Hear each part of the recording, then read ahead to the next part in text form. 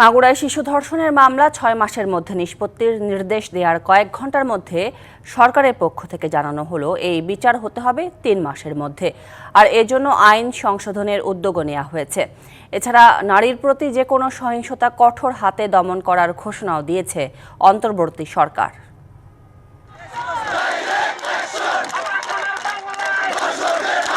মাগুরায় ৮ বছরের শিশু ধর্ষণের ঘটনায় উত্তাল সারা দেশ। গেল রাতেই হল ছেড়ে বাইরে বেরিয়ে বিভিন্ন বিশ্ববিদ্যালয়ের শিক্ষার্থীরা মিছিলে মিছিলে প্রকম্পিত করে তোলে ক্যাম্পাস।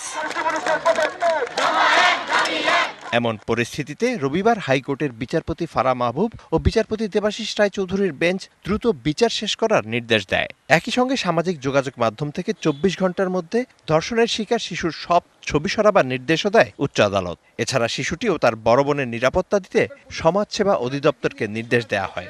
প্রথম নির্দেশনাটি হচ্ছে এই শিশু ৮ বছরের শিশু যিনি ভিকটিম এবং তার বোন যার বয়স ১৪ বছর সেও শিশু, এই দুইজনের যেই নাম এবং ছবি এবং ভিন্ন ভিডিও চিত্র অথবা ছবি এবং অন্যান্য কিছু যেগুলা বিভিন্ন মিডিয়ার মাধ্যমে অথবা সোশ্যাল মিডিয়ার মাধ্যমে প্রচার হয়েছে সেগুলো ইমিডিয়েটলি ২৪ ঘন্টার মধ্যে রিমুভ করার জন্য। এদিকে ধর্ষণের শিকার শিশু ও তার পরিবারকে চিকিৎসা ও আইনি সহায়তা দেওয়ার সিদ্ধান্ত নিয়েছে BNP.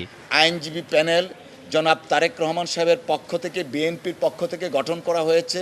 একনল hand wash ১০০% paraben free, তাই নিরাপদ হাতের জন্য আস্থা রাখুন একনলে।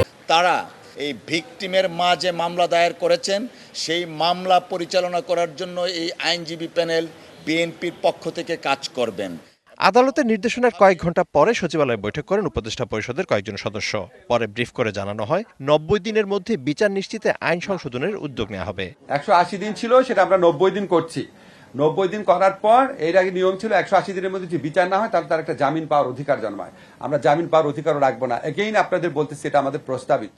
স্বরাষ্ট্র উপদেষ্টা স্পষ্ট জানিয়ে দেন, দেশে নারীর প্রতি কোনো সহিংসতা ঘটলে দ্রুত আইনের আওতায় এনে শাস্তি দেয়া হবে। সম্প্রতি ঘটে যাওয়া ধর্ষণের ঘটনাগুলির সঙ্গে জড়িত অপরাধীদের বিচার নিশ্চিত করা হবে এবং কঠোর শাস্তির আওতায় আনা হবে। নারীরা নির্ভয়ে নির্বিঘ্নে ঘরে বাইরে দায়িত্ব পালন করবে।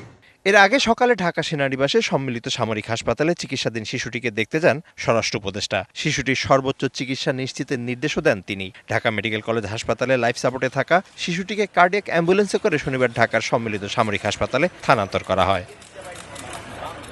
DBC news desk.